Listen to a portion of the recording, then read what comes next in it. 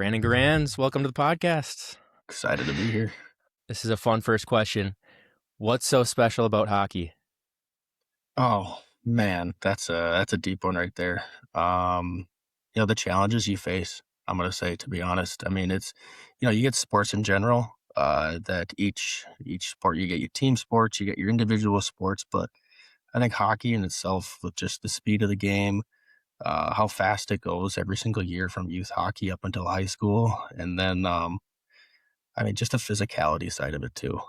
I mean, it's you get other athletes you see now who are getting a little bit more involved with their city's games, and they go and you see all those social media posts where it's just hard hitting, it's fast, and it's a culture like no other. I mean, again, you get your fighting. I mean, every sport's like, oh, that'd be so much fun to be able to have. Just go fight somebody, and then you go spend 2 minutes or 5 minutes thinking about it. But it's just such a fun sport from youth up until high school, and then now you see it in the pros too as well. Yeah. When did you start? I mean, I started skating at, I think it was like 2, 3 down in Shakopee, pretty close to where I'm living now. But youth hockey started at Bloomington Jefferson. I think it's my second year, first year of squirts, and then played all the way up until, was kind of like a CB player, until my Bantam year, where I kind of doubled back at B1, and then stopped playing freshman year to go focus on a little bit of football, put on some weight, and then came back my senior year to play J Gold, and that's where kind of eyes were really opened to the fun side of the game again too as well. Okay, there's a compete level, but then there's also getting back that fun.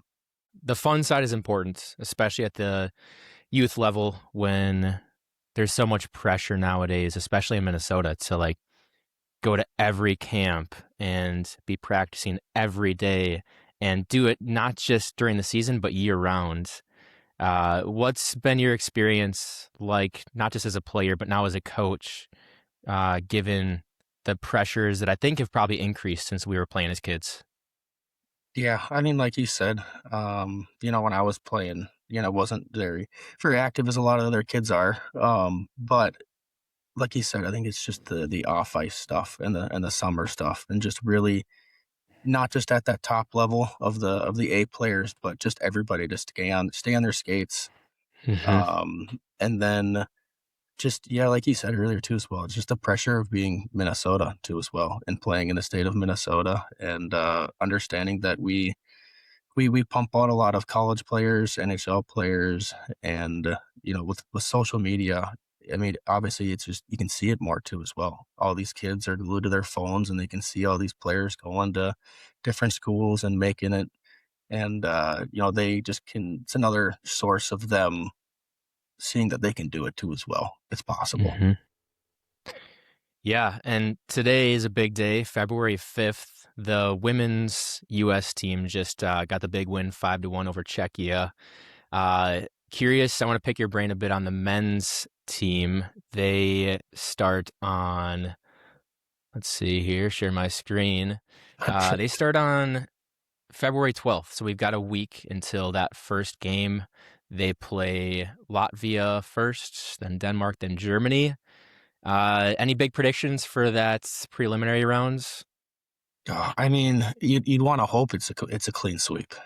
Anybody but Canada, as of right now, is that target. But um, yeah, I listening to Billy Guerin. I know I was not to reach out to another podcast, but the Glass and Out podcast. Him talking about just making the team, and then also the timeline that the players have. I think it's just all going to be about who's ready that first game, and it's nice to see Latvia as that first one, and not a Germany where you don't got to go play, Leon Draisaitl right away, and really have a good competition. But um, I would love to see a clean sweep there. That's definitely an Excel of games. You're good 1, 2, 3 to get into that playoff round, hopefully.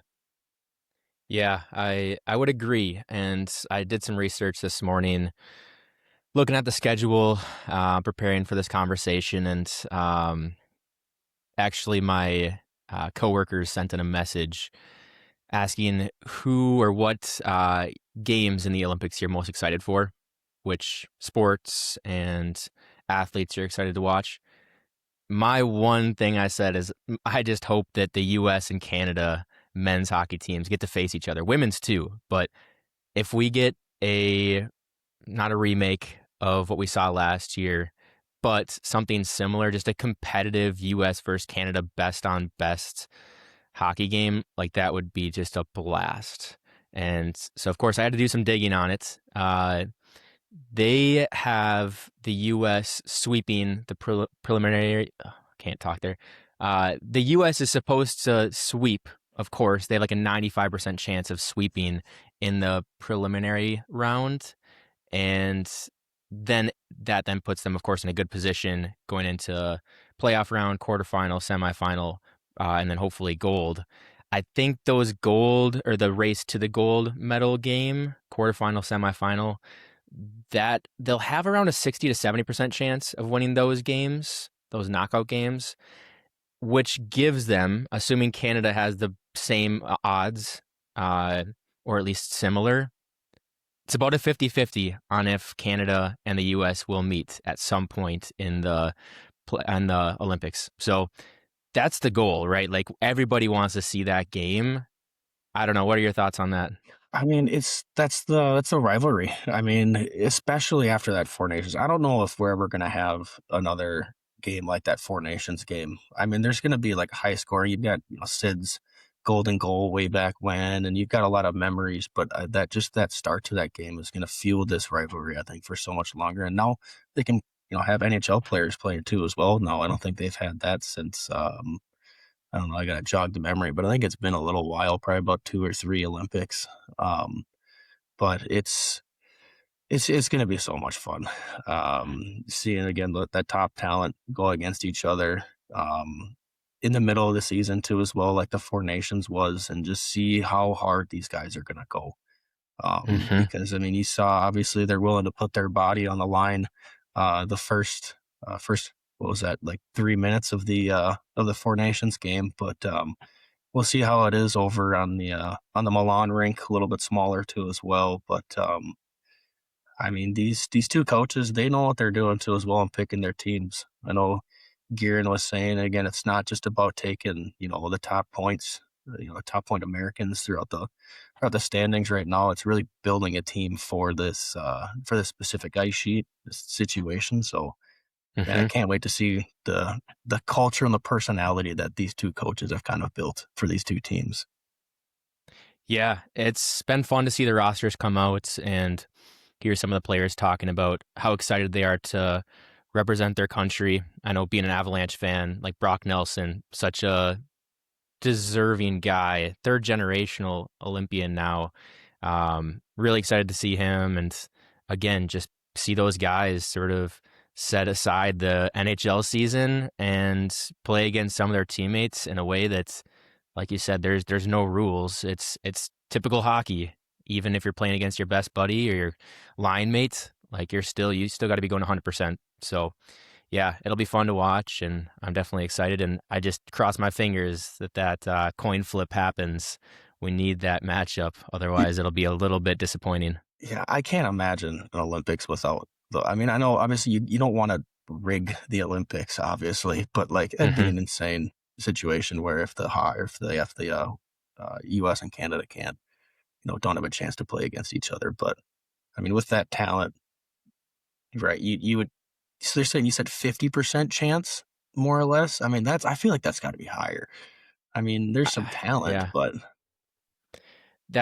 I was surprised to see that, but based on the betting odds and the odds of, each team advancing in a way that they do get to meet each other.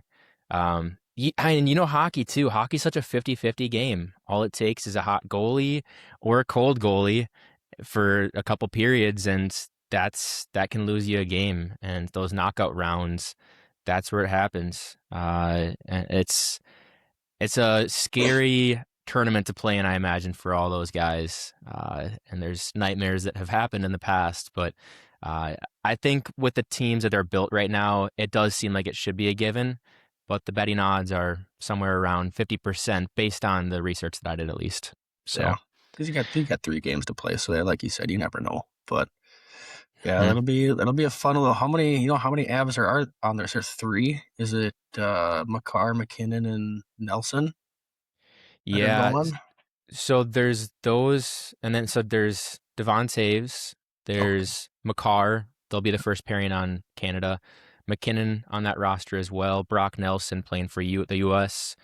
Landeskog will play for Sweden, and then Kiviranta and what was it? Kiviranta, Lehkonen and Kiviranta, I believe, are playing for Finland.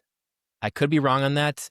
I think Olofsson is going as well. And Oh, then yeah. Nietzsche's as well, Marty Nietzsche's. So he'll play for, and he's hurt right now. So I think he'll play probably. I think he's about to be back. But um, yeah, there's quite a few. I think 8 maybe on the Avs roster. So it's an impressive group. And how many are going from the Wild?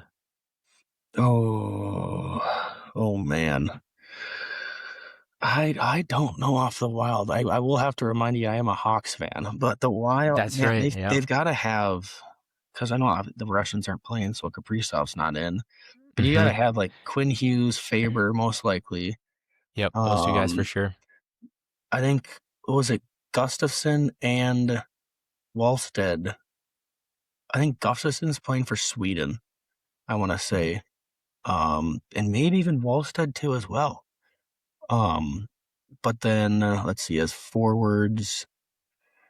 Oh Yeah. Let me man, pull it hey, up. first liners. I mean, Boldy, USA for sure. Yeah. Um, Yeah. and Boldy. then what do you got there? Quinn Hughes on defense for sure. Yeah, Yeah. that looks like that rounds it out. Yeah, I will say that I'm very disappointed that the Russians can't have a team. I get it. I understand why they're doing it. We talked about this the other day in the locker room or afterwards over a couple beers after the game.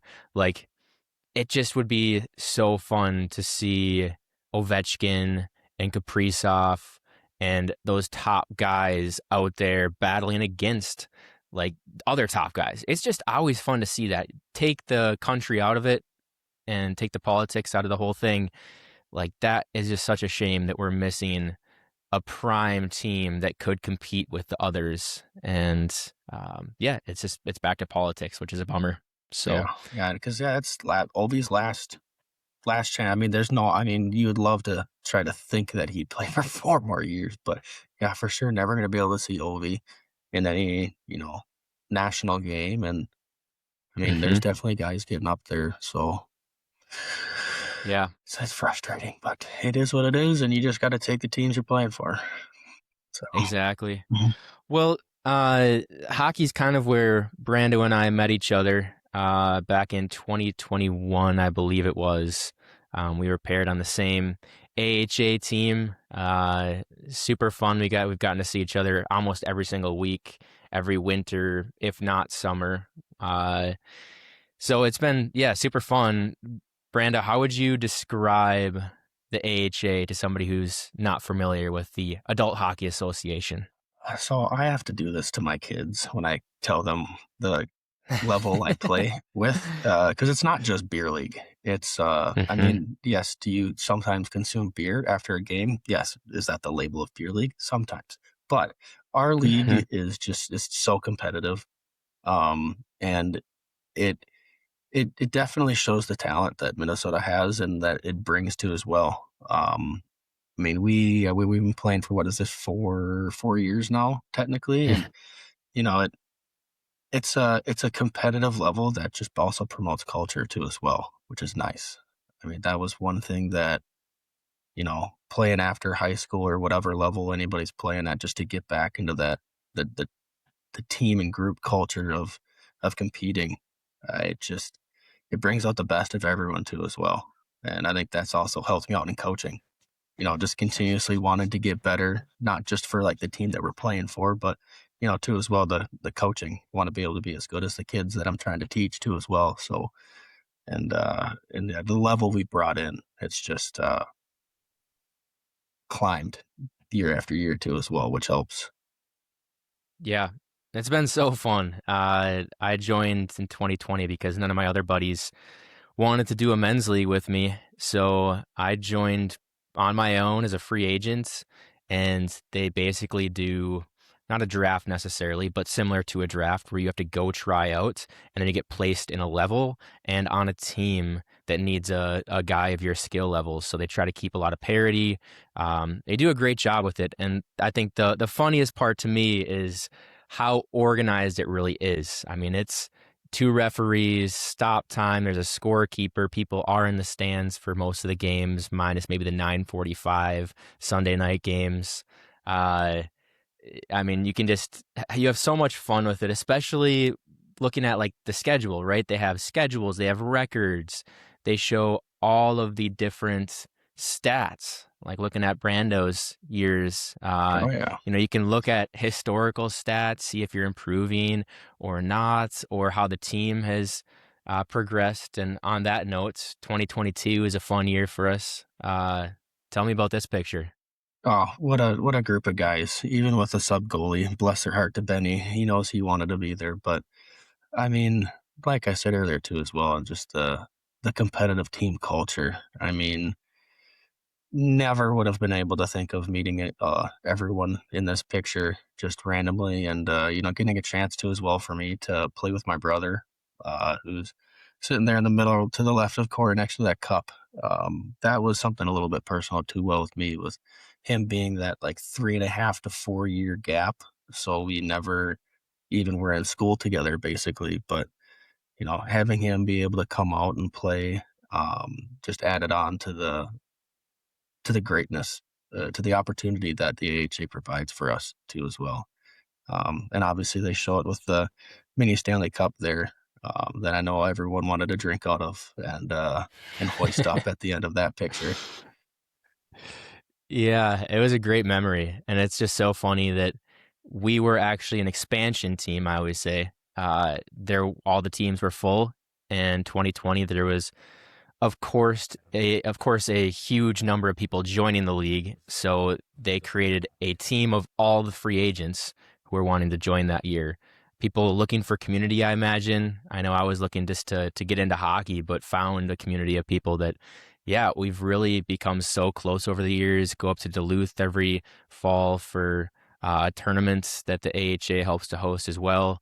And it's been, yeah, a huge blessing, I think, to everybody, not just to get out there and do something you love and get active, but also to have a group of guys to lean on if you need.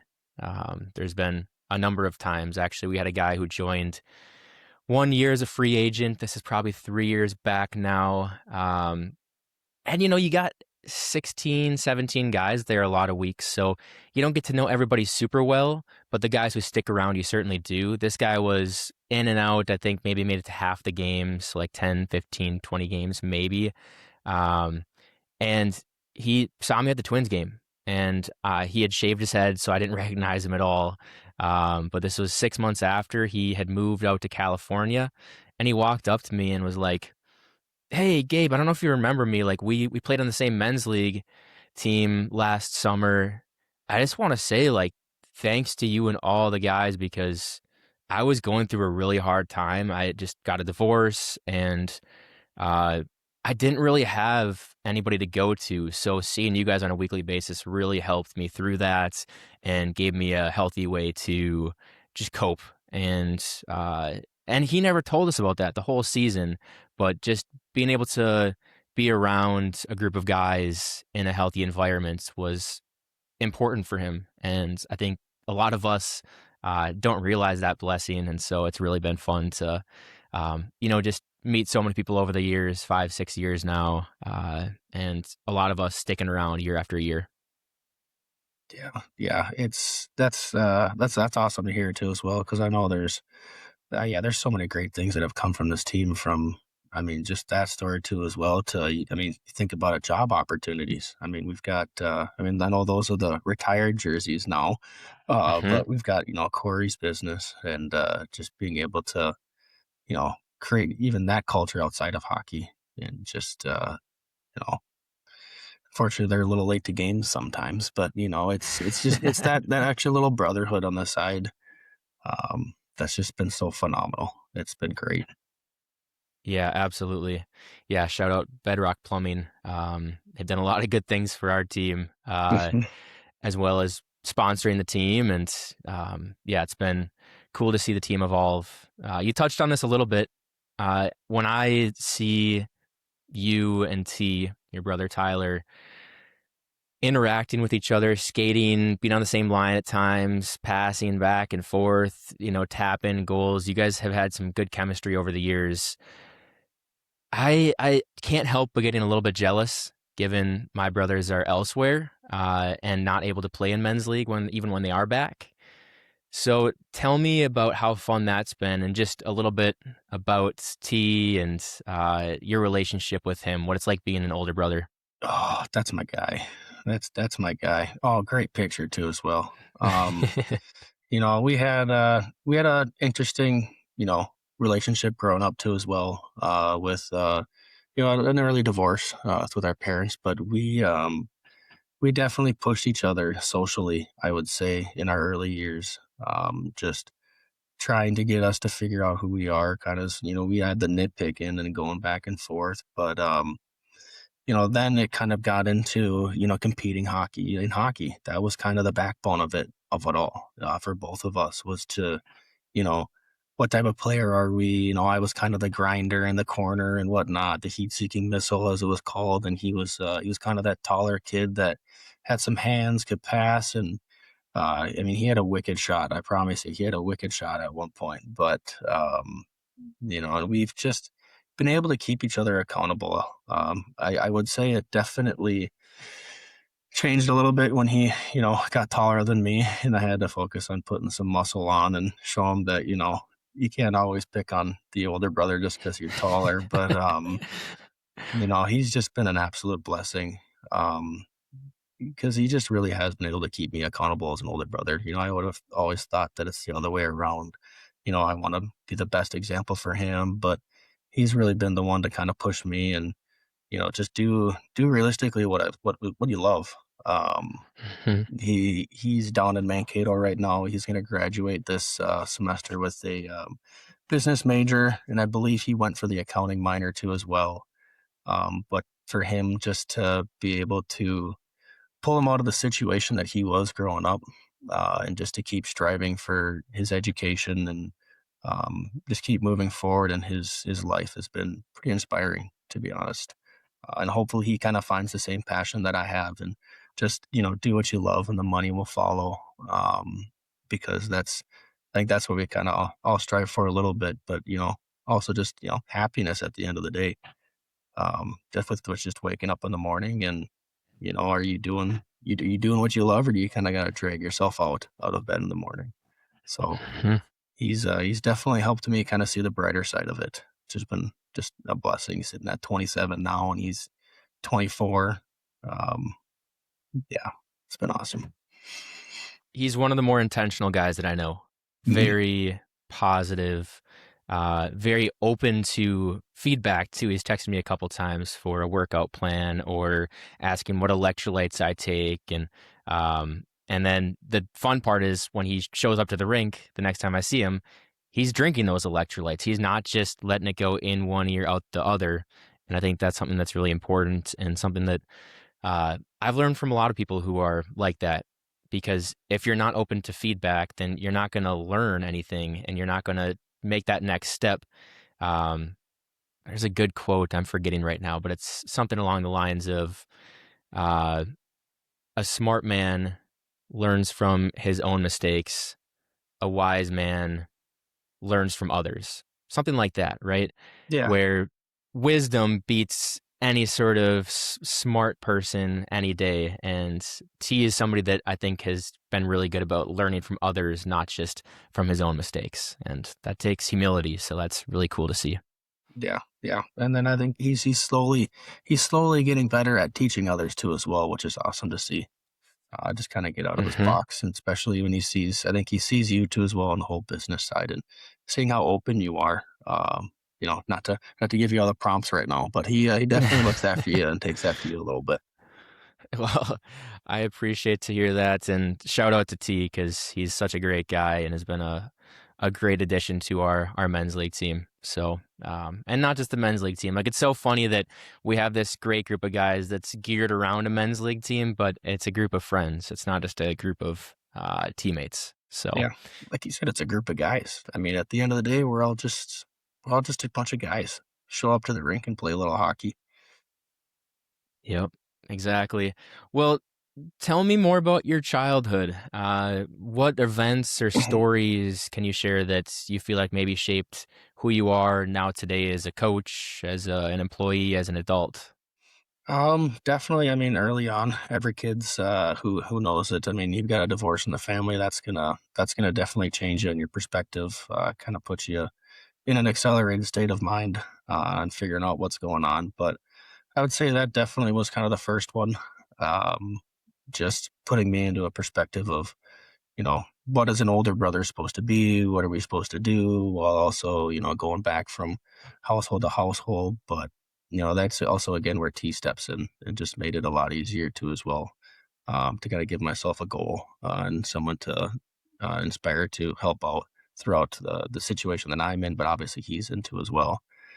And then, I mean, going through the Bloomington schools too as well. My mom graduated from Jefferson back in, like it was 91 or something like that, or 89. She's gonna kill me if she sees this and I got it wrong. But um, and so, I think that wasn't really an event, but that was kind of something that shaped me too as well, because she had the passion, to be able to put her, son into a school that she went to and she was passionate about, and she was there for kind of the greatness of Jefferson more or less in the 90s to see those state championships, and then kind of shortly after. I'm kind of known for working a lot of different jobs, more or less. Like I started off, I was also a big golfer, so I was lucky enough to kind of jump on the golf course at an early age too.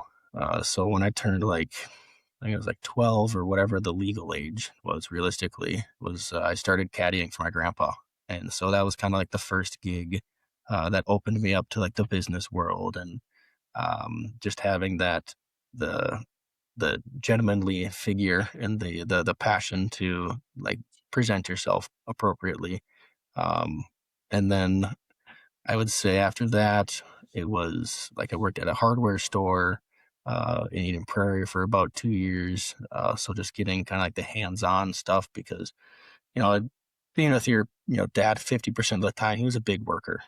He worked for a lot of bigger companies and just was always constantly kind of moving around. Um, and so there wasn't a lot of like hands-on tools and stuff like that. So working at the hardware store kind of developed that a little bit. And then I go off to college and just have a roller coaster of an experience from just partying my first semester to kind of, you know, how do I put it? Kind of just rebounding from it realistically. So kind of a little bit of a learning lesson there on priorities. And then I would say came back and then came back home from St. Cloud, and then worked at a restaurant. So a whole nother atmosphere where you have the social gig and it was kind of a nicer one. So I still kind of had that, dress to impress dealio and make sure we're doing the right things. But really just being in that environment. I don't know if you've ever worked in a restaurant or whatnot, but just the Hmm. kitchen environment and the family that they have there too as well. I mean, it's a whole different experience. And so I kind of got that a little bit. And then I got the opportunity to go work for a buddy that I graduated with. His dad owns a plumbing and HVAC company. So then I got the opportunity to go work there. And so then now I'm, kind of using what I learned from the hardware store on the plumbing side to doing new house construction.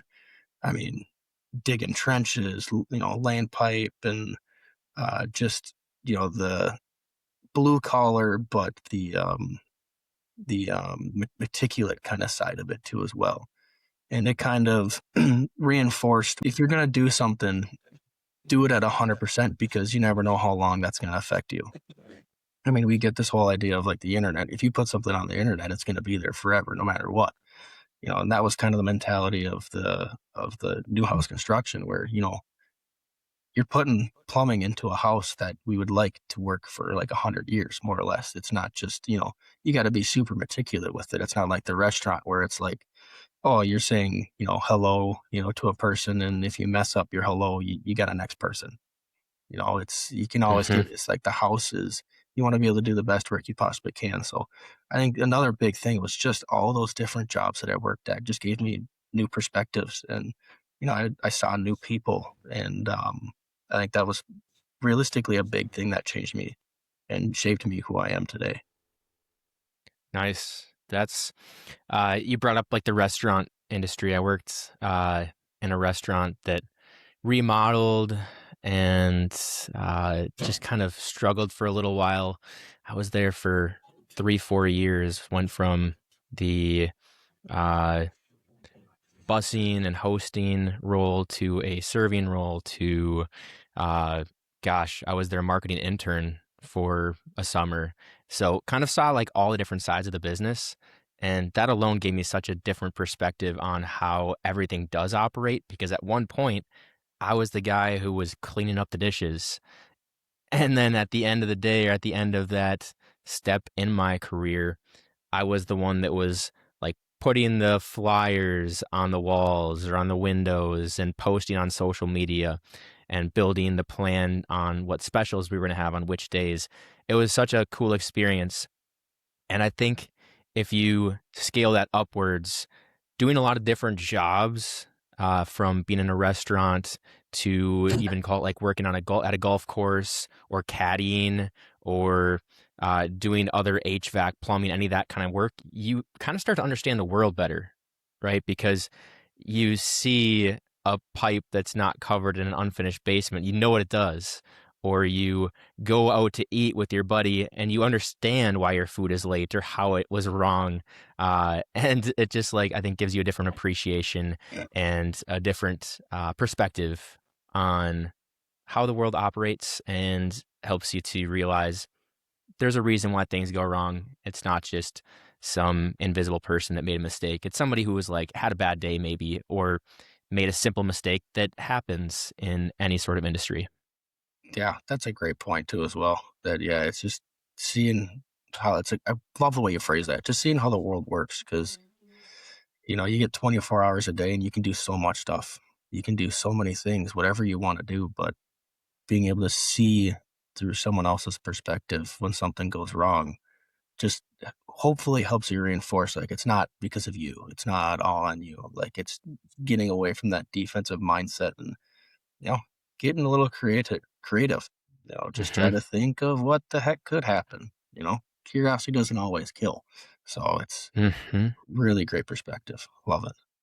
Yeah, yeah, I think everybody could benefit from working a multitude of jobs at some point in their life. A lot of people just they get their marketing degree, they go get a marketing role, and they get promoted from marketing intern to marketing coordinator to marketing manager to marketing director. And like that just helps you, unless you're doing things outside of work from 9 to 5, you just have such a narrow understanding of how the world operates. And so I've been at the same company for 8 years now, but I've really tried my best outside of work to get involved in different, not just like volunteer roles, but also how can I just go out and experience different things, travel to different places, go to different types of restaurants, try out different hobbies, get around people that don't just live in my bubble. Even just like joining that men's league team, it was such a small thing that a lot of people I don't think maybe would have had the courage. I know I hesitated a few times to join. I looked at the AHA website probably 5, 6 times before I actually signed up because I was like, do I really want to be around this random group of guys every week for a whole winter? But it does give you that different perspective once you make that leap. And I think a lot of people could learn from just that your path, right, of having so many different roles and now being, I think, happier probably where you are because you have understanding that what you're doing right now is better than other opportunities that you've seen in the past. And also you're probably just happier after hours too because you know what's going on and yeah, again, just understanding the world better. Yeah, I think that's a good point. Yeah, especially just outside of work, just yeah, knowing what's going on. And Hmm. I was literally thinking there, I'm like, just like, so we had a game yesterday and short bench. Short bench, we had like realistically two of our actual defensemen. And so I had to kind of curveball it. And I'm like, well, I've had one forward kind of been playing defense this whole year. He had wanted to, and we just put him back up on forward, and you could definitely see the change in his play. And I'm like, let's do that again. Let's just keep throwing forwards back at defense. I love it because yeah, they get the perspective of what situations are you putting your defensemen in. When you don't back check or when you make a bad pass and when you do all this stuff that you kind of take for granted because you throw it back to the defense and you're like, oh, well, I'll just get back there, or oh, I'll hang as the F3 or something like that. But yeah, it was yeah, like you said, that's a perspective. It just it it can do wonders for sure. It's the perfect metaphor, like taking what I was saying, different jobs, giving you a different perspective, or even different roles within a specific company, trying to do multiple at some point. That's the same as like a hockey team. Hockey team's like a company. There's different people with different jobs and different responsibilities. And unfortunately, blame goes around plenty on a hockey team throughout a long season. So putting them in different positions is a great way to kind of mix things up. And it's a little harder to do as you get older, I'm sure. But yeah, I know for us, we pretty much were always defensemen, but Hmm. we also had moments where we were put into forward roles. And yeah, I mean, you realize how difficult it is to score a goal, or if they bump a forward back to a defenseman, maybe it's not that easy to play a 2-on-1 or to hold a puck in the zone that is thrown to the middle of the ice when there was open ice there, but your job was to be on the boards, making sure it doesn't come up that side. So no, that's a really, really good metaphor, and just another way that hockey applies to more than just the sport. It applies to life itself. Oh yeah. So how do you tell me more about Brandon now? How do you spend your time? What do you feel is important? And yeah, what makes you happy? Well, when it's hockey season, it's really hard not to be happy. I'll tell you that for sure. Because no matter how it's going, it's just so much fun to be in the season. So I mean, it goes from anywhere to if you got practice, practice planning throughout the week. If we've got a game previously, I'm watching film, I'm going over it. I like to kind of do my own stats because scorekeeper doesn't always see everything. But if I'm doing film, either way, it's good to kind of keep track of stuff. Like the kids love seeing the face-off percentages and whatnot, so it's kind of another thing to promote them, kind of doing it for them, but me at the same time. And then, man, I'm a good at getting better at reading, picking up books every now and again, kind of before bed. So that's kind of getting back into it. Not much of like a TV or movie guy anymore. But during the summer or spring or any time that's even a glimpse of nice, it's getting right back out on that golf course. Yeah. Getting right back out there, still thinking you can go make the tour or something like that, practicing, going to a driving range and just, having fun with the guys every chance you can. Cause like for winter, I mean, I'm working 40 hours, but then, when it comes to coaching too as well, I mean, you're adding another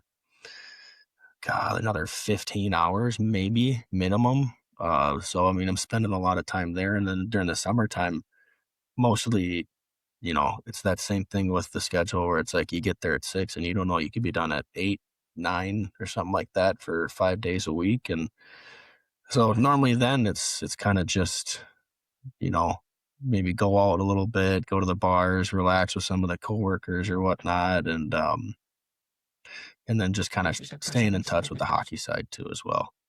The big Hmm. big hockey kind of all the time, realistically right now, because I know I'd love to try to take it as far as I can. Um, but yeah, that's pretty much it. I don't know. I mean, not too not too exciting, I guess I would say for the average individual. No, I mean, I think there's a lot that you do that maybe it's simple things, but there's a lot of complexities within them. So Yeah. coaching, for example, and that's something I want to dive in to more with you. Tell me about your experience coaching. How long have you done it? How many teams maybe have you coached? What have those teams uh, been consistent of? How have the season's gone? Mhm. Just anything you want to share on your coaching experience. No, yeah, it's been a while. It's been that is 3 and 3. So it should be about six. It should be 6 years going on to the seventh next year. But started off right out of college assistant coaching for a like a squirt. I think it was like a squirt B1 team. So because I know when I wanted to jump into it, I love teaching the fundamentals and the basics. Because I think the kids these days are realistically smart enough to where if they're getting their head down and their sticks in the right position, they're moving their feet, they can really figure out that game. So I wanted to jump in at the squirt level. Had a heck of a year. Uh, can't remember too much about it, but that's kind of where I found my head coach that I stayed with for those next 2 years. His name was Jake Pisek. He was like a scout out in Wisconsin, played some high level like D3 hockey or whatnot, and then came back to Minnesota with his wife, and he was a big defensive guy. Same kind of with me. So we kind of were able to connect, um, share mindsets, and so then that next year we both knew we kind of wanted to move up the squirt level. I mean, you get crying a lot throughout youth, but Hmm. it was kind of a little bit too, you know, the skill level and the emotion side kind of didn't put in for it because we knew we wanted to continue to keep coaching at a high level. So then we kind of stayed with some of those same kids and moved up, I believe, to a PWB1 level, um, and took a lot of those kids to the next level, basically. Um, Man, I wish I was prepared with all like the stats that we had and the records, but um, kind of actually, I think that was my second year. I had met my student coach actually right now. So I've got three other coaches on my coaching staff. There's Garrett Larson, Roar Brockman's my goalie coach, and then Zach Brodsky. But Garrett, I had actually coached way back when. And I remember that year was the the party year for sure. There were the out of town tournament out in Fargo, or sorry, not Fargo, up in Breezy Point that year was insane. I mean, I was kind of just turning 21 or whatnot, and you know, it was the first year that I'd really realized what parents do in out of town tournaments. That's for sure. I mean, they have an insane time, but it's also when you go back to that perspective, it's like, yeah, if you're gonna drive that far or whatnot, and you've got that family, it's like you're gonna have a little fun that night, and you're gonna have those bonding moments too as well, because you get that age group. Like I'm sure when your kids get old enough, you're gonna have that parent group that you kind of play are always with, and so that was like the first year where I kind of experienced the parent side, and Hmm. then we were riled up that year. The PWA coach had left. I think he went back down to squirts or something like that. But we were like, do we want to take that role? We loved the PWB one here, but we were like, do we want to take that role with that expectation? And I hadn't, I never made an A team. So it was like a whole new perspective, not just on the coaching level, but just being with that team and those parents. Hmm. And we ended up taking it. And uh, it was probably one of the most fun years I've had on the winning side of it too, as well. Because we just had so much talent and there was so much expectation too. I mean, we had like Henry Lechner on that team, who I'm pretty sure led the state in points last year for Holy Angels.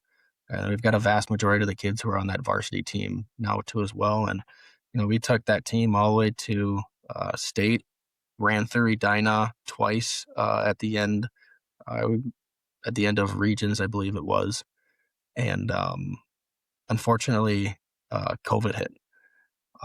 And I remember sitting there with two other kids at the state banquet because everyone was kind of like, we don't even want to go because it was up in Blaine, and people didn't want to make the trek to go and possibly get sick, or everyone's got their reasons, but I knew, I'm like, this might be the only chance I get. I mean, I never played it. I never went there as a kid, so go up there, experience it, and I'll just always remember sitting there, seeing the notification of the NBA shutdown, and I'm like, oh man, well, if the NBA shutting down, this thing's for sure done. And so they did. They canceled it, and I knew we had that state tournament. We for sure had that state tournament all set in stone. But it took a big blow on me too as well, where it was the first time that we had really put so much effort in, and to see something really out of your control, like kind of tell you to, like, it's not happening. Unfortunately, even how high you are on the mountain, Hmm. how invincible you may feel, it's like it's not happening. And so I took a year off just because I didn't want to go through the whole wearing masks on the. I know we did that. Did we have that actually? That AHA year, I think they were pushing that. And I'm like, that's Yeah, enough they for did. me. I'm like, I don't want to go coach and Yeah. unfortunately put the effort in and have it get taken away again or something like that. So, and it kind of coincided because, like I said earlier, with that PUA expectation, those parents were brutal. I mean, they knew what type of a team we had just as much as we did. And even with the effort we put in, there were still some times where, Jake was put up against a wall. And so he was just kind of starting his family. And he took a break and hasn't coached since. Saw him actually just recently, like Richfield. He was doing some scorekeeping. And I'm like, please come back. I'm like, I'm like, we'll see you next year, right? Well, please come back. So yeah, so I took a year off, and kind of helped just focused on myself outside of hockey. Knew I loved hockey, but I'm like, what do I want to do? Uh, Finished my generals and was going to go into criminal justice, while also starting back up hockey. And I remember going in and filling out the whole coaching form, and I'm like, I know I'm just going to be an assistant coach. It'll be nice. It'll be fun. Just, dip the toes back into the water. And they needed a PWB1 head coach. They needed one. And I was like, I saw my last year PWA of the expectations, and, just kind of the struggle for it. Luckily, Jake had kind of had me prepping to be a head coach. Realistically, I'd ran some practices, but, jogging the memory, I was like, I was scared. It was tough, to be front and center, and the expectations of, you got 15 to 16 kids like looking to you for answers. But luckily I had a head coach who, Mark Stenbeck, shout out to that guy. He's been coaching since I was playing, and probably even before that, but he kind of pushed me to, like, take the role. And so, I kid you not, Gabe, every single tryout from the beginning to the end, I was getting asked, like, hey, are you coaching the team?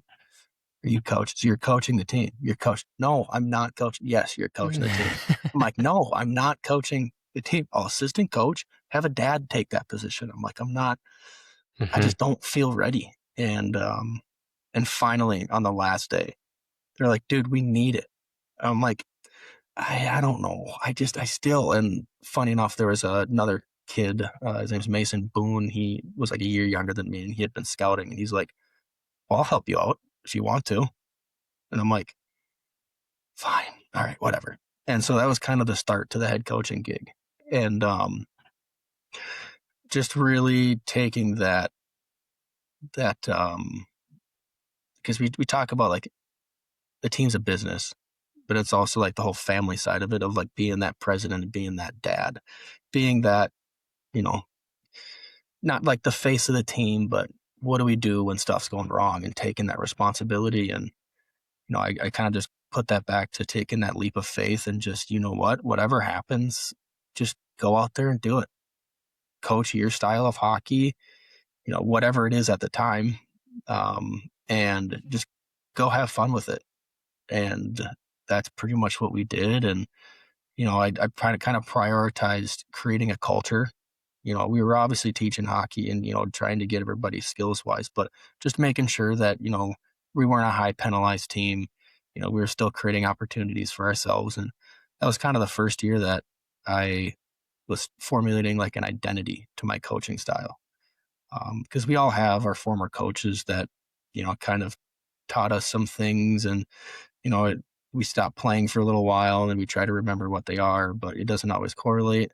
Um, but really trying to identify, what I'm going to consistently be saying in these practices and games and what we're working on. And so that year went, and then they asked me basically, do you want to move up? And I'm like, I don't know, kind of the same thing back again as the last year. But then they actually went through like like an interview process for the first time.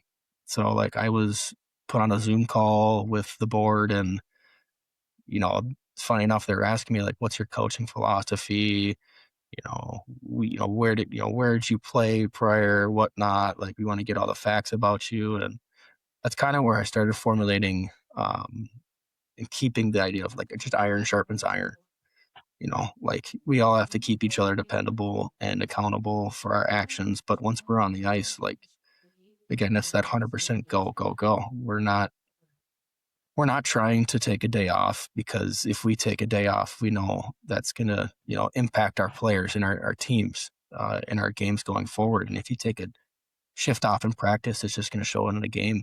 And it's one thing I've definitely been battling this year, but had a fun time on my Bantam C year. That was the next year so I eventually did coach Bantam C's last year. I had the opportunity to coach Bantam B1s, but I was that C player, C, B, B1 player, whatnot. So I'm like, having coached a Bantam C team, let's go have fun with it. It's the technical bottom level talent of this age group, but let's just go see what you can do with it. And I think we were a top 15 team in state.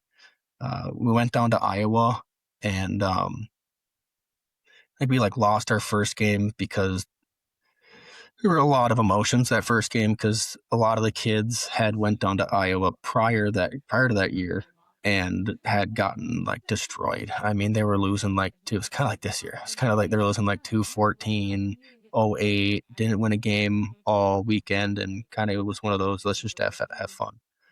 So we go back down there knowing that we're definitely better than last year. Um, Lost like the first game like 5-2 or something, and then came in that Saturday morning and just went from there. I mean, I think we had it was like a 17-4 differential on Saturday alone, and pretty much throttled us into that championship game. And these kids were just on top of the world. Like, we're NHL players. Like, we're the best. Like, we came down to Iowa and we're proving to everybody that, again, Minnesota hockey is what it is. Um, And then we played the championship game and got destroyed by a U16 select team that was playing in the Pee Wee tournament. So our goalie almost got Michigan on, and we were Whoa. playing at the Bantam Sea level, and we're like, oh my gosh, what is going on? But it was one of those games where it's like, just go out there and compete. At the end of the day, if you're looking at a guy who's bigger, faster, and stronger than you, then it's all about the heart, and just go out there and play and do the right things. See what'll happen. And so basically played through that year. And during that year, I had heard that Jefferson didn't have a J Gold team for the past like 3 years. And I was baffled because that was the last level that I played at. And so I made it a mission to make sure that I had 5 second years that they were all going to play, or at least try out. And then that led me to here. Now coaching the U16 team, um, with some talent, with some heart, and just trying to basically start up this program. So having coached at so many different levels and those different like A, B, C tiers, what are the different problems you see for A players versus C players? Because I too, like I made B teams, I made A teams as well. And it just was such a different group of people that were surrounding me when I was on those teams. I'm not sure if you experienced that as well, but yeah, what have you seen for like the different issues that each team or players individually are experiencing? So I mean, it's probably an easy answer. But I mean, it all really just does come down to that skating, passing. If you can skate and you can pass, you can play at almost any level. Because then at that point, it's just all about um, being in the right spot. And I kind of tell my kids now, it's you know, to have a successful hockey game, two things need to realistically happen, and then the umbrella from there. It's your players need to make sure that they're controlling their attitude and effort realistically, and the Hmm. coaches need to make sure that they're putting the players in the right spot at the right time. And a lot of the times it just derives back to what does it take to break you? And I mean those A players and those B1 players. I mean they've got their emotions, but it's the hockey side of it where they're able to just stay tuned into the game and and continue to keep playing and battle that adversity. And that's I think that battling adversity side is definitely coachable.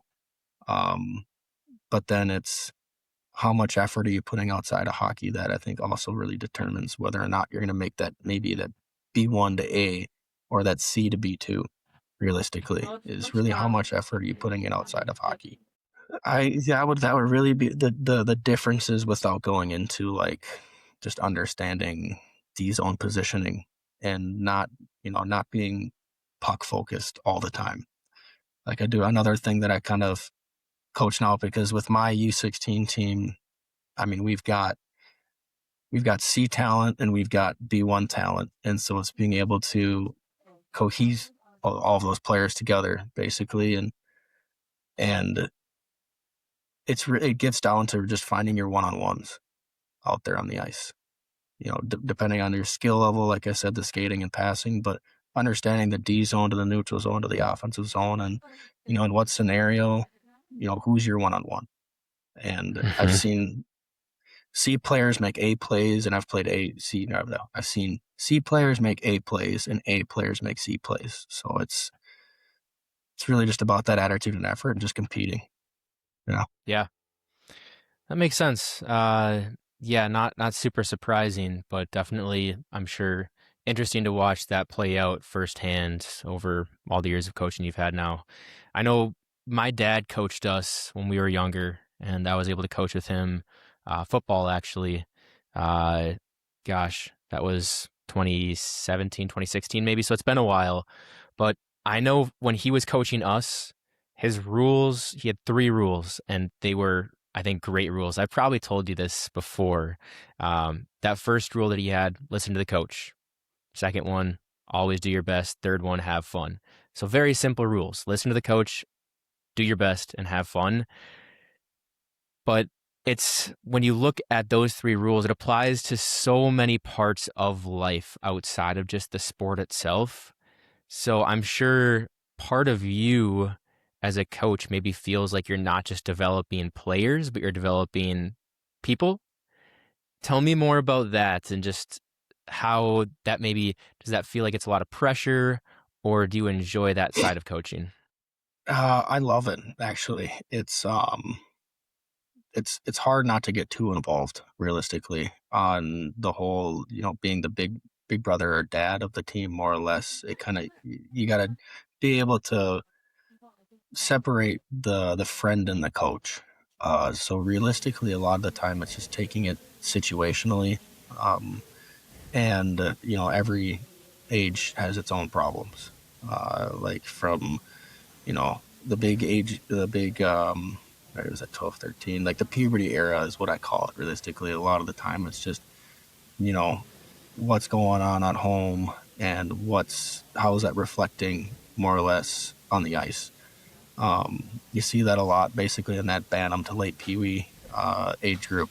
And then, kind of like right now, what I'm dealing with is, unfortunately, the little bit of the drug side of it, the drinking, and then um, just like the high school life, obviously, and fitting in and figuring out what you're going to do after hockey and just giving them that mentality and that kind of question to think about. Because I mean, I've got unfortunately kids that are thinking about not playing this year or this next year, because of the season and the way it's gone. But everyone's entitled to their own opinions on it. But so then it's kind of just stepping in and you know asking the questions of like, with my group right now, it's like, well, what do you do outside of hockey? What keeps you busy? Um, what are you thinking about? Are you even thinking about college right now? Or, if you do quit hockey, what are you doing afterwards just to make sure that, they're in the right group, the right environment. And most of them, like you probably know, it's like you got your hockey group more or less. Like you're all a bunch of buddies and whatnot. So it really is just trying to take it situationally per kid. Um, and just making sure that you're not solving every problem for them and letting them figure it out on their own. Whether that it's you know, mom and dad are drinking too much, or you know, I'm getting bullied at school, or I'm not doing good on my homework. Why is that? Kind of like the simple stuff that we think about, but just doesn't get talked about. Um, and that's where I go back to just trying to create a good environment for the kids, a good culture to where you can ask us, and not just us, but ask your teammates too as well. Because I know it's always a little bit difficult going to ask a coach, Hmm. depending on what age they are, um, about a problem that you're having in school. Because I know we get glorified for the non-parent coach, and being a little bit closer to the age level of those kids. But it's still a tough time sometimes going up and asking the authoritative figure. And so that's why we also do a good job of trying to make sure the captains are well involved. We've got a captain's court, as we call it. I don't know if you ever did this in varsity or whatnot, but we've just Mm-mm. got our captain who is like the all judge. We got a mallet and everything, and if there's a problem in the locker room, team wise, they can figure it out there. But also, if someone's just got a problem, maybe it's a girl problem, maybe it's something that happened. They'll hold court and they'll be like, all right, let's get everybody's perspective. Whether or not it's one kid saying, "Oh, just break up with her right away," not knowing anything, right? Or Hmm. it's maybe a friend who's kind of knows a little bit more, but feels free to ask questions. So I think that's also been kind of a nice. Well, it's the first year we've done that, but that's also kind of a nice way to help the kids figure out that kind of environment in that situation, whatever they're in. I love that. I think you're right. In parenting, reading more and more about how to be a good dad and how maybe some parents not fail, but where they fall short in some areas is they do try to be that best friend. And unfortunately, you're not meant to be your kid's best friend. Maybe later in life, there's a time and place for that. And your kid should not be scared to come to you with any issues, but you can make yourself available and make it known as a coach or a parent that they can come to you with anything they need to without being their best friend. Like there's just it's a difficult balance for sure. But yeah, I think it's kind of a problem we have right now in society is too many parents are trying to be their kid's best friend, and that sort of leaves the kid questioning like what's right, what's wrong, and I don't think that gets us to a great place. So yeah, well that's awesome, Brando. You've been through so many different challenges in your life, and this podcast is centrally around the idea, and I believe the fact that doing hard things is good for people. What do you think the hardest thing that you've gone through to this point in your life is? Um, I would say the hardest thing that I have had to gone through in my life, would be, oh, that's a tough one. I mean, there's good, obviously there's options, but I Hmm. would really actually probably point it to, I'd say my 1 year at St. Cloud, I'd say, but it'd be more or less of accepting it, like accepting the actions I kind of had with it, and the things that, or the focus that I had and where it wasn't at, and why that was happening more or less. I kind of came out of high school. didn't have a lot of friends, more or less. Was always a talkative bunch, but didn't really have that really good friend. I mean, I had one, but like the good group or whatnot that you kind of see Hmm. the cliques. And so when I went out to St. Cloud, it was kind of the let's go find myself and just kind of it was burst my bubble kind of a dealio. And I had met a lot of good people, but kind of just didn't get put in the right environments. So it was kind of one of those other perspective things. I was probably I was probably at other colleges more than I was actually at St. Cloud my first semester. So it definitely reflected, and that's why I kind of had to rebound that next semester uh, academically. And I had learned a lot, but the the toughest part was accepting that it was my fault. It wasn't there was no one else to blame. I mean, it was your actions, and it wasn't, you could go back home to the parents and kind of just take it day by day. It was, there are real costs to these actions post high school, and it was I learned real quick, realistically, that going back to the if you're gonna do something, you do it at 100%. It's not just you're not lollygagging through life. So that was definitely probably the hardest thing I had to accept for sure. I think there's that first moment for everybody after high school where you realize I'm not on my own, maybe, but also anything bad that happens to me at this point, or most bad things that happen to me, are my fault. Hmm. And I need to take responsibility and pick up the shovel and dig myself out of this hole that I put myself in. It's such a difficult thing to realize, and I have so many examples of it too. Uh, but that's, I think, really cool to hear. Just like that, you learned that in the maybe in the moment. Did it take you a while to realize that, or do you feel like it took you Yeah, years to figure I, that out? I think it definitely took me probably not years, but definitely probably the rest of that year because um it was winter, right? Yeah, I got the first winter semester and then spring semester, and then it was going to that summer. Just knowing that what I had seen coming in, the party, the having fun, the environment, leaving that last day, basically spring semester, and then I think it really took me probably the rest of that summer and then a little bit into winter working, um, to really understand. Yeah, I mean, it's on me. There's nobody else to blame. If you look down at it logically, I think that's probably actually I'll credit to that. I did take a logic course at Normandale, and I think that was probably one of the maybe the final straw to really accepting it. Like, you have that point of where you start thinking about it, you process it, and then maybe it doesn't take you another month or so to really accept it. And I think that class probably really did it for me. And just taking things logically, like realistic, like put aside everybody else.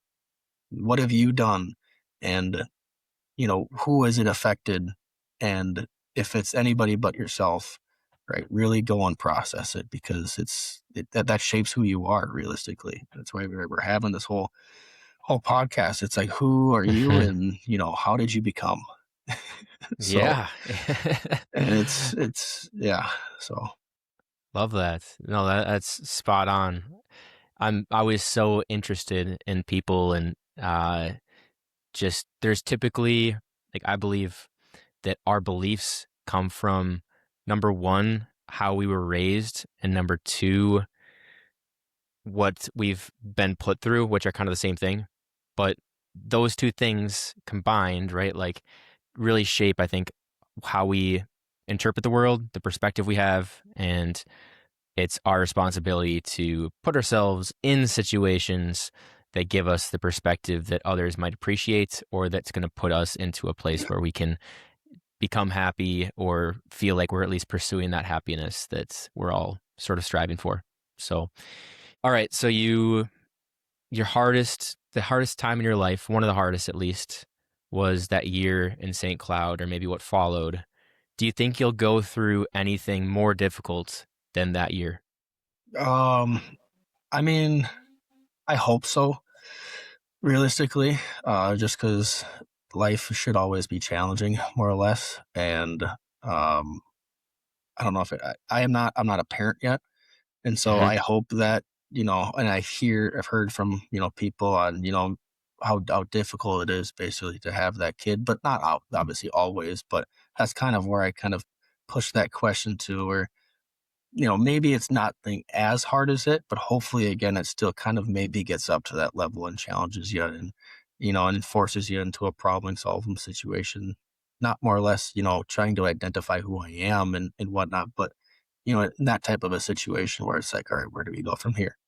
It's like just mhm, taking it day by day and where do we go from here? So, and I would say I'm kind of maybe at that point right now with this hockey team with maybe it's just as difficult. That's why I was kind of tossing it up there, yeah. but but Y yeah, but yeah, it's yeah, I hope so because that just means I'm pushing myself too as well.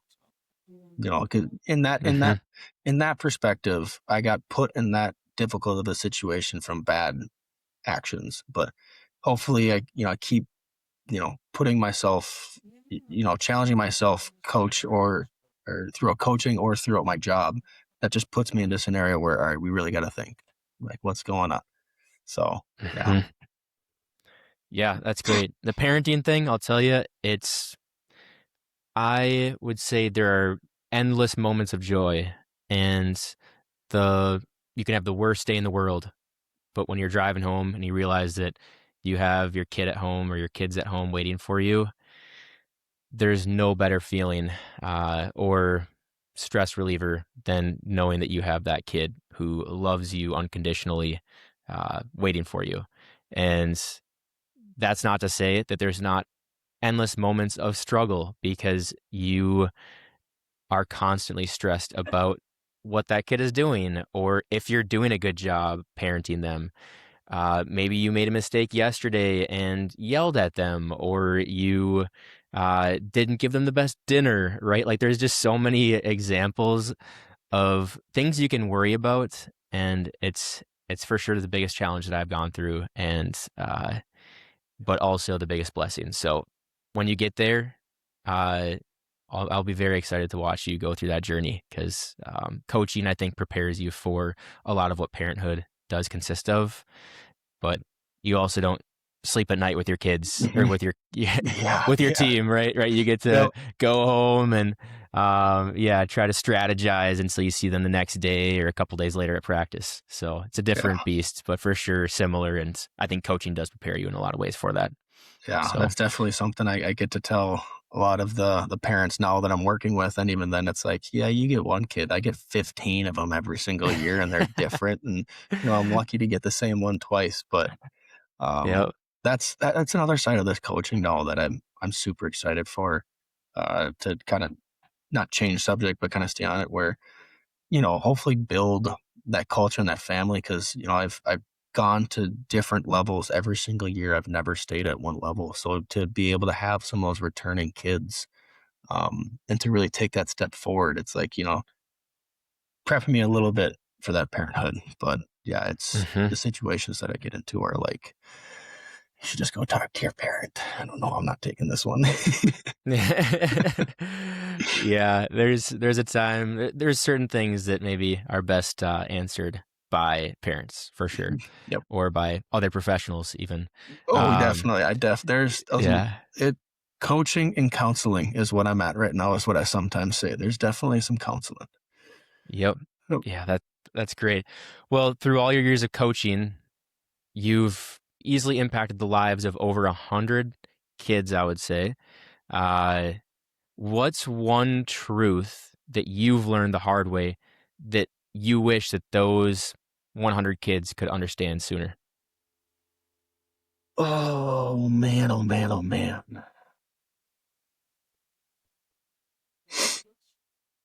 Hmm.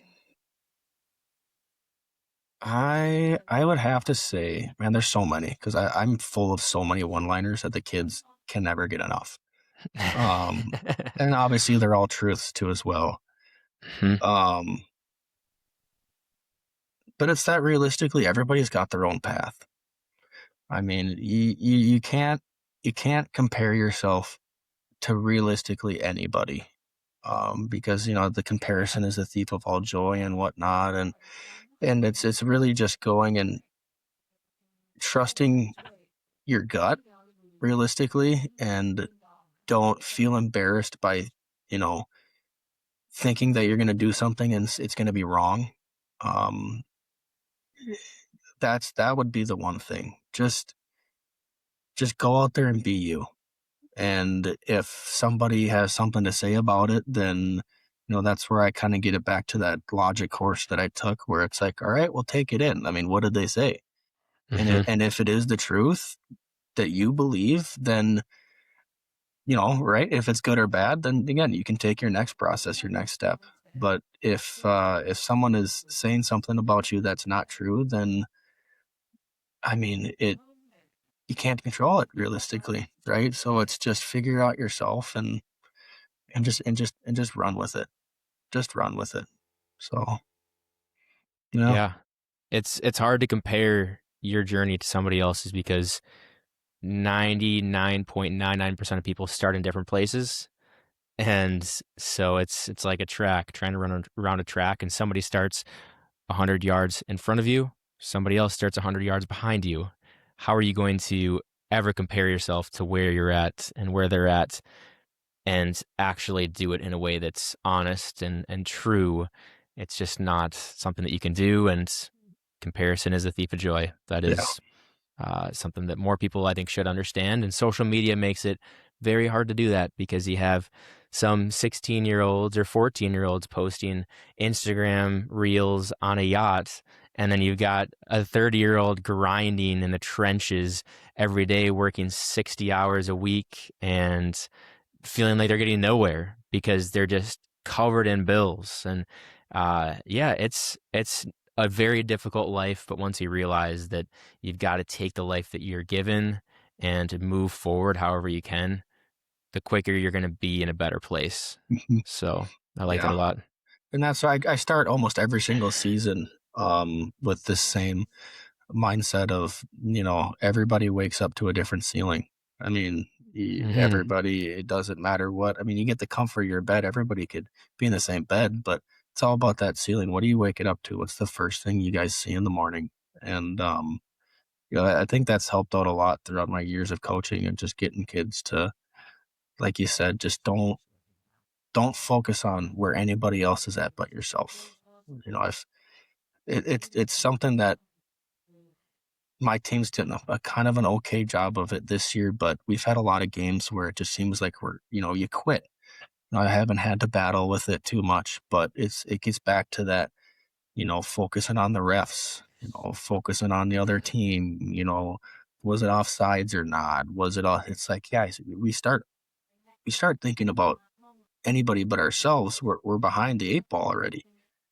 It's like you're behind your own game. You just got to sit Hmm. there, take it for what it is, and critique yourself at the end of the day, because that's all you can control is yourself. And I've seen a lot of kids mature over the years real quick when that kind of gets brought up, and it's so much more fun because then you get to see the real them too as well, and who they Hmm. really want to be in.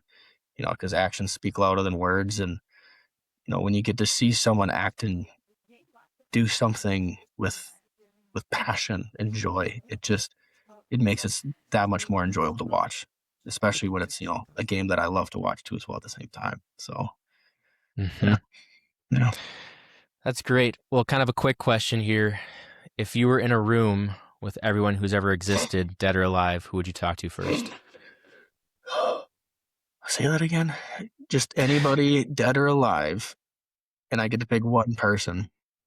Yeah, who would you? So if you were in a room Hmm. with everyone who's ever existed, huge room, and that person can be alive right now or not, who would you go up and talk to first?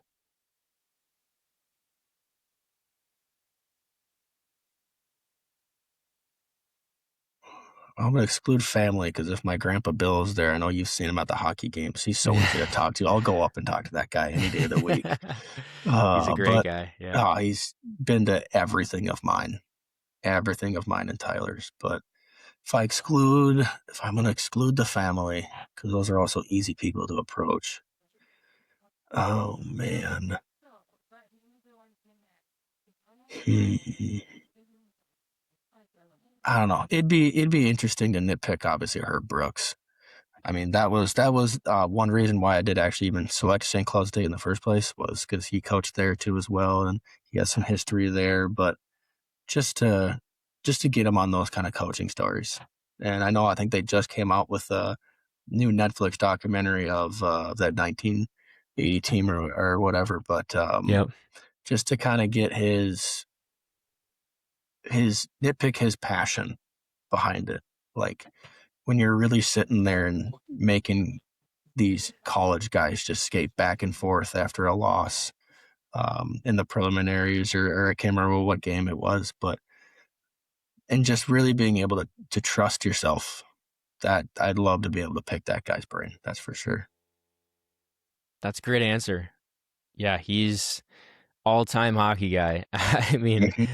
through and through, how many coaches have tried to model their coaching philosophies after the 1980 Miracle on Ice story. Yeah, that's a cool one, and it's a shame that we don't have that guy around anymore. He would be a huge addition to the last 20 or so years of hockey history. When did he die? Do you know the I answer to was that? about to say, I'm like, was it early 2000s? I Uh, can't remember. That might even be off. yeah, 2003. It Looks was like 2003. Okay. Yeah. age of 66. So he'd be Was old right it? now, but he'd Yeah. probably yeah. What did he, obviously, probably not natural causes. Was it, Car yeah, accident. car accident? Oh, man, that's unfortunate. Yeah, in Forest Lake. Uh, yeah, sad Oh, deal. no, in the mini, too? Yeah, right on 35W. Uh, Oh, yeah, sad deal. that's unfortunate. hmm Well, I guess a more fun topic for you, Brando, before we jump off here. I want to pick your brain on the NHL playoffs, which they're still a ways away. The NHL break just started today for the Olympic Games, but I want to share the screen with you so you can see if the NHL, did I say Ooh. NFL earlier? No, you If the said NH, NHL. I think, pretty sure, okay. yeah. If the NHL season ended right now, this would be the playoff bracket. So you'd have Lightning Bruins, Red Wings Sabres, Penguins Islanders. You can see the list here. Obviously, Western Conference. It's a little closer to home. No Blackhawks in there, unfortunately. So you don't get to be a homer. Nope, can't just be biased and say the Hawks the whole way through. Um, Nope. So unbiased opinion. Who do you think makes conference finals? And give me your Stanley Cup contenders and man, winner. I would, I've got, because normally every single year you kind of have your, like, who do you think's going to make it and who do you kind of want to make it? I think right hmm now it kind of actually goes hand in hand. I would love to see a Red Wings Canadians conference final, kind of bring it back original six. Um, we'll see if the Canadians can, you know, play, three series and then make it there. I know they've got some good depth and they're also young too as well. Um, and you got Marty St. Louis behind the bench, who has got basically all the experience that you could ever want in a head coach.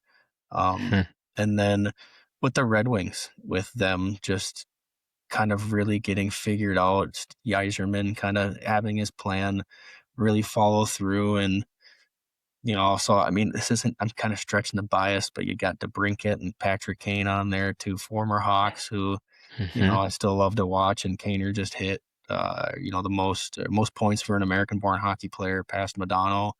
I think a couple of days ago now. So they've been hot.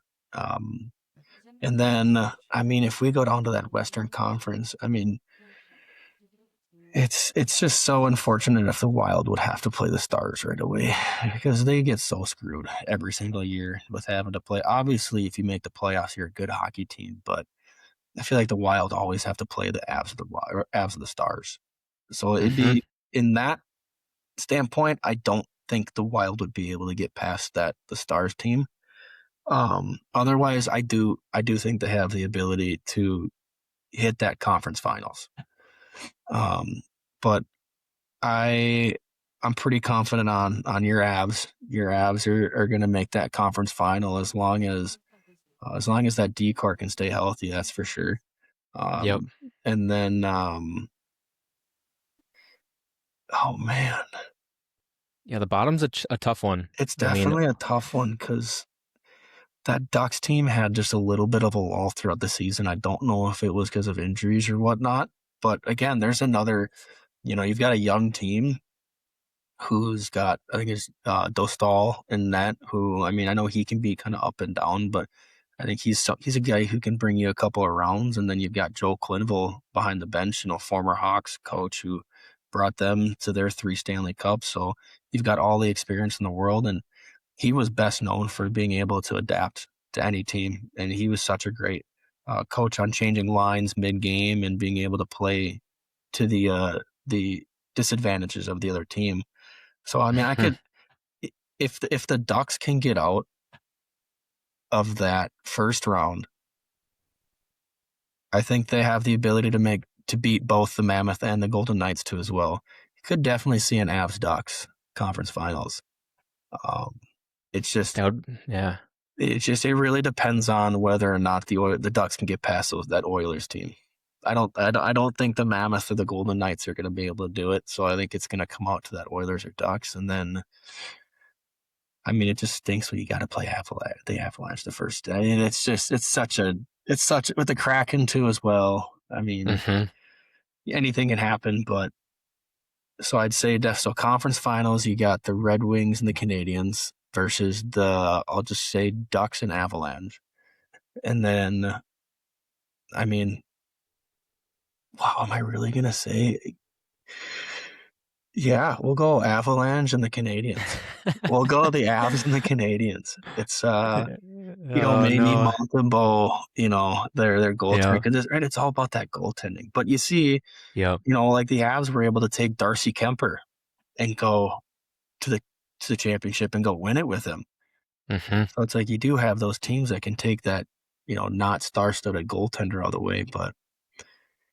And then, yeah, I'm going to be a little biased for you too as well and say I think the Avs are going to win it this year.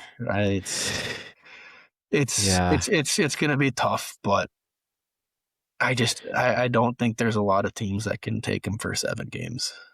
Especially sorry, you go. I've been talking. No, no, no, no. I love it. First of all, I think you're right. It's going to be a tough battle for the Avs. The stars have kind of aligned for them in a lot of ways that this is their year. I think the difficult part about taking, I don't care who it is, Stars, Wild, Avalanche, if you're going to say any of those guys are going to get to the conference finals or I guess the Stanley Cup finals, those are two really tough rounds they're going to have to go through, especially in this scenario, Wild versus Stars. Wild and Stars are going to battle. That's going to be 6 or 7 games, and it's going to be very hard fought games. It's going to be very physical, like the NHL playoffs always are, but especially those two teams playing against each other. It's going to be a tough one. So they're going to be beat up going into that second round, and then they have to play the Avs or the Kraken. If it's the Avs, again, two of the top three teams playing against each other in the second round of the Stanley Cup Finals or Stanley Cup playoffs. Like it just is such a long road, and to have to start by going through the Stars and the Avalanche for the Wild, I don't know if they could get past both the teams. If you put those three teams against each other in the first round, like it's not a coin flip in my opinion, but it's close to it. It's just that second round. I don't think that the Wild or the Stars get past the Avalanche after going through the Wild or the Stars, right? Like it's just Yeah, such a challenge, and that's why the Stanley Cup playoffs are so fun, is because it's a long, long road. Like you're needing to win potentially 21 games to get there, and every single one of those games is tough. So yeah, I would love to see the Avs get there, obviously. But out of the top, I don't know. February 5th. you're saying Avs win over the Canadians, and I would say Avs over. I'm gonna go bold with this. I'm gonna say the Sabres somehow make it there. They've been They've been hot. hot. They've Yeah. been hot. hmm It's been fun to watch, and I think they could surprise everybody. I would love to see the Mammoth get to the conference finals too. The Avs and the Mammoth always are a fun game to watch, so that would be a cool one. I think the Ducks would be cool too, just because they're such a young team. Kind of not nothing to lose necessarily, but them and the Mammoth are similar, and seeing that in the second round would be really a cool matchup. So Yeah, for yeah, sure. I think yeah, it's been a crazy season for sure. Like the Avs hot start and then the Wild and the Stars. It's just like how is that conference needing to play? I just wish they would change the format, to be honest, so that There's we got could to be see it. something because, hmm like, almost every single year you've got a Stanley Cup final matchup between those three teams. Yeah. I mean, it's Yeah.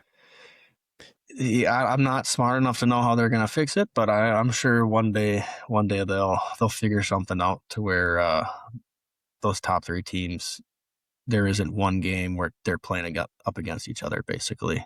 Because yeah, I hmm mean, they're just too good. They're just too good. Yeah. The Central's been pretty solid, so we'll see what happens. But Mhm. yeah, fun to hear some predictions early on, and we'll see if we how we did in a Yeah, couple months here. yeah, yeah, and then we got the tape for sure too as well. So we'll just go rip it back and yeah, you just do like a montage of like all of your guest predictions. Have you done it for the past two as well, or I haven't, but anytime I have a hockey guy on, I'll for sure pick nice? their brain and see if we can have somebody that predicts it right, get them going viral, get them on, yeah, on NHL Network or something. Oh So, yeah, oh yeah, yeah. The Never Peak podcast. yeah, exactly. Well, Brando, we're gonna stop it here just to get you back on with your day off. Appreciate you being on. Excited to see what you can do with your coaching career. Anybody who's got you as a coach is very lucky. I'm a firsthand witness to all the great things you say on the bench, all the great things you do on the ice. You're always in the right position. You're always back checking. You're doing everything right that a hockey player can do, even at the ripe old age of 27 in the Yeah, AHA. But yeah, it's seriously a pleasure to have you in my life, and I appreciate you coming on as one of our first guests, and I look forward to having you on again one day. So, yeah, thanks a lot, Brando. yeah. Thank you. I mean, it's been an absolute pleasure to be able to come on here and just talk hockey with you. And same likewise, it's a blessing to have you in my life and as a role model and someone to keep chasing. That's for sure. Well, I appreciate that. And come watch the Swamp Monsters soon. Anybody who's listening, schedules up on the Adult Hockey Association website. The stands, they're not always filled, but there's always a couple people in there, and it's a fun team to watch and cheer for. So we'd love to have anybody there. And thanks again, Brando, for all the insights. We'll see you in the next week or so at our next game. Yeah, February 11th. Yeah, see you then, and then hopefully next time on a good podcast. Yes, sir. All right. Awesome. Thanks, everybody. Thank you.